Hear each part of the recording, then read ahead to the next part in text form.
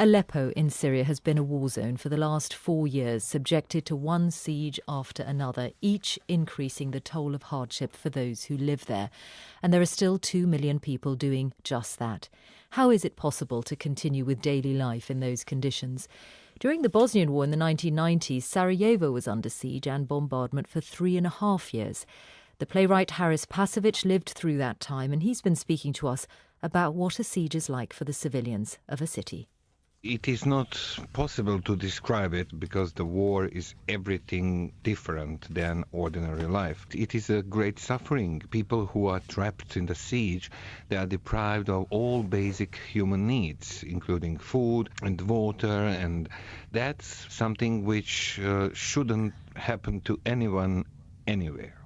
And was it possible to think beyond those basic needs, food, water, safety? Of course, because something that happened before during the Warsaw Ghetto or during the siege of Leningrad, that people tried to continue their daily activities in whatever way they could in order to survive, not only physically but also mentally, to maintain sanity, to maintain their feeling of human dignity.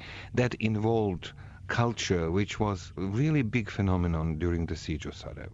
What did that mean to you? What did you try and do to take your mind to a different place? I was director of an international theater and film festival, and we staged the theater plays, we organized the exhibitions, and we organized the first Sarajevo Film Festival. It was during the siege. This film tells us about traveling and about dreams.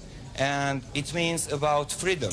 And this festival in Sarajevo tells us that freedom exists even beyond the end of the world. Thank you very much. Enjoy the film.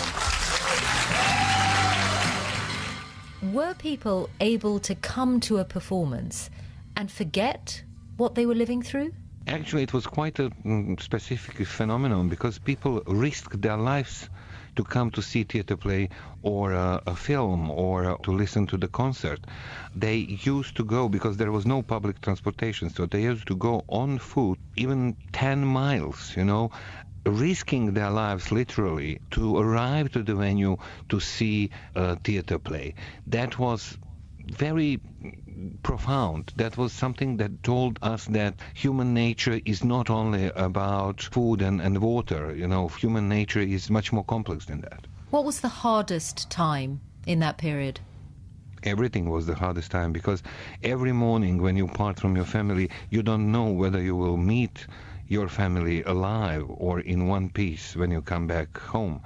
Your friends were dying on a daily basis. So it's not so much the lack of these basic needs, that you somehow get away with the fact that there is no enough food or whatever. We lost, kilos and kilos. All of us looked like prisoners of a concentration camp. But the hardest thing was to know that the rest of the world was watching on a daily basis our suffering, and that it allowed that to happen. Do you feel that again when you look at what's happening at Aleppo, although in comparison we have very little reporting of what it's like in Aleppo at the moment? I'm devastated, by this situation, because I can imagine how it is for the people. And it is frightening that actually this is the first war that journalists gave up on it. I can prove that journalists liberated Bosnia. International journalists were reporting on a daily basis, including BBC journalists, including Alan Little, who was there sharing, the fate and risking his own life, or Martin Bell. In the 2 days since the United Nations withdrew from the airport, the city has been under almost constant bombardment. The firing has gone both ways since it is not defenseless. But we have watched as the Serbs, in effect, walked their mortar fire across Sarajevo and onto the old town.